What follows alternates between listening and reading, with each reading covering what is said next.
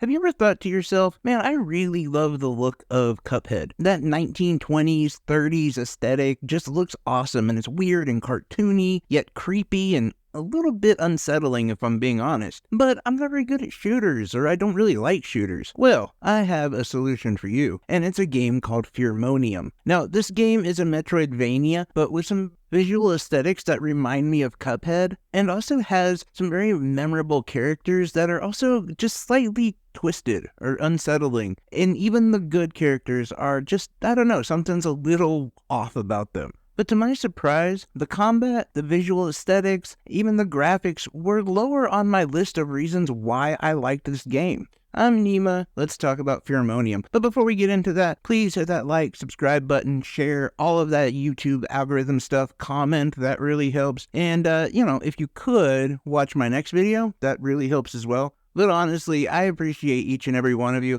But the comments are the best because then I get to talk to you guys, and it's been really great getting to know a lot of you, and I really do appreciate our conversations. But anyway, let's get into Fearmonium. This is a very interesting game where you actually play kind of the bad guy. You play as a phobia, growing inside the confused mind of a teenage boy named Max. And your main goal in the game really is to make yourself a stronger phobia, while basically destroying a lot of Max's coping skills and ultimately sort of torturing him in a lot of different ways. So it's a very interesting dynamic. But to help you along your journey, you're actually accompanied by Lady Depression, who can be found relaxing in her bubble bath with just the right amount of bubbles. She also actually works as a save option for you and sort of a store, because there are a few things that can help you out. Early on in the game, she can hook you up with health items and fireworks, but you do have to trade her for balloons. There's balloons all over the place, and you basically collect them and bring them back to her and exchange them for goods so that she can, deal with them, because balloons do represent happiness and she wants to destroy that.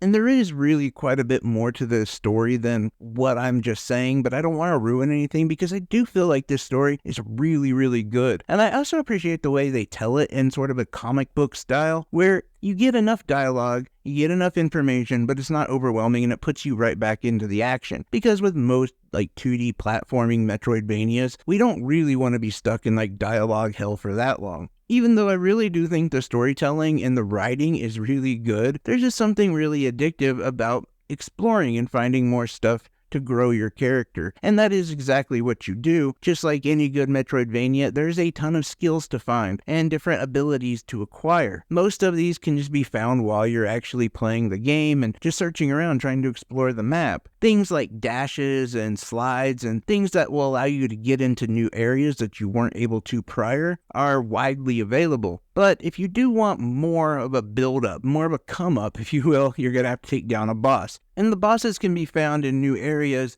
inside of a puppeteer box or a puppeteer presentation thingy. I don't know if you know what I'm talking about, because honestly, that is way before most of our times, but you'll have to find a key, open it up, and then you can enter this world where you fight the boss. And my god, the bosses are so much in the same vein of Cuphead, where there's just so much stuff going on. It's kind of ridiculous, sort of unsettling, yet also really funny. And of course a level of difficulty. But just so you all know, I'm not great at Metroidvanias, and I'm definitely not good at Cuphead, but I was able to take down the first and second boss relatively easy. Now the third boss, it was a little bit more difficult, but the game wasn't overwhelming, and it never made me feel like I couldn't do it. So, just pack up a few health items and you're good to go. Now, one of the issues, though, that I had with combat was the jumping. It just felt like it was slightly delayed. And most of the time, this wasn't a problem until you're actually trying to platform or you're trying to get from one spot to another. And there are some areas where if you miss your jump, you're just going to fall into basically lava, and then you'll have to retry that jump again. Now, thankfully, it doesn't penalize you with a long loading screen or something of that nature, or even send you that far back. You just basically from where you tried to make the jump. But it just at times felt like the jump button specifically wasn't always connecting, and some of the other controls I would say felt just a little bit loose. And honestly, it's not that big of a deal. It was just something that I noticed. It wasn't something that I would say ruined the experience or anything made it unplayable or anything of that nature. No, it's just something I had to be conscious of while I was playing, and so that should be something is brought up. Now, aside from that one problem though, I have to say I had no real other issues with the game. It looks amazing. It maybe doesn't always tell you where to go, but what Metroidvania does, it's got a pretty decent map if I'm being honest. I didn't get lost as much as I thought I would, and oftentimes I get lost in Metroidvanias. I admit it, that's a me problem, but really the way they had this laid out, it looked pretty good and was relatively accessible. I even have to say a lot of the combat, which is usually like amped up in a lot of Metroidvanias, it's not really that way with this game. I'm not saying the game doesn't get difficult. I mean, you get abilities, you get a lot of different things, you have to be able to use them, but it ramps up with the character growth. And I thought that was really important because at no point did I just feel like, oh, I'm screwed, I can't go any further. And with a lot of Metroidvanias, I ran into that problem where there was just a difficulty spike that was just impossible to get past, at least for me. And again, I am admitting that I am not a great Metroidvania player. I don't even really typically love the genre. I try to like it, and especially when it comes to games like this where I'm reviewing it, I have to be objective. And I can say I thoroughly appreciate the art, and I do feel in many ways that this game is art. The storytelling, the dealing with like mental health issues in general, the accessibility, yet just the creativity of NPCs and enemies alike, as well as some really touchy subjects that a lot of games wouldn't want to talk about or even touch. But this game even goes further by questioning if phobias can be always really bad or sometimes can be good. There's a lot of different things in this game to think about. Now, I will say for those of you that struggle with mental health or have some, issues of that nature, there would be a slight trigger warning on this game. I do feel like it does talk about some things that for some people could cause like a negative response. And, I'm not going to say much more because I don't want to ruin the game. And to be honest, I don't feel like this game goes to those dark places just to be shocking or just to do it. You know what I'm saying? Like, there is reason behind it. And so with that being said, I do feel like there was purpose behind some of that. So I don't know. I don't want to get too deep into the weeds or anything and give too much of the story away, but I will say that ultimately when this game comes to just the things that we use in every checklist,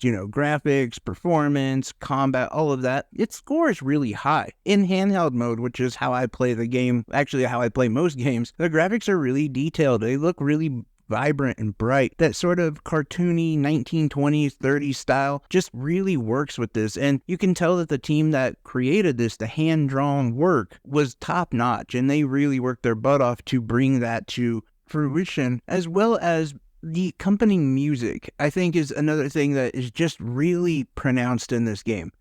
Yes, you can see the characters. Yes, there's some really interesting NPCs, has great story, all of that. But the music also just adds another layer that in itself sort of feels like another character, another way to tell this narrative, because you'll hear the sound distort a little bit. There's a delay, a slow down in tempo just slightly, and it'll just kind of weave in and out of, I don't know, unsettlingness, I guess. And I know that's not a word, but it's the only way that I can really explain it. And I just think that that's really cool, that was something that was given a lot of attention. And that's another thing I gotta say is I feel like there was a lot of attention paid to this game. This was a labor of love for sure. And right now it's like $10, which I think is also a very exceptional price for the product that you're getting. And so for me, if I was going to give this game a number score, I would give it a solid 8 out of 10. I had a lot of fun playing it, and I think it's a really great game. I'm really excited to see what this dev team does moving forward. But anyway, let me know what your thoughts are in the comment section below. I appreciate each and every one of you guys. Take care, everyone. Love y'all. Bye-bye.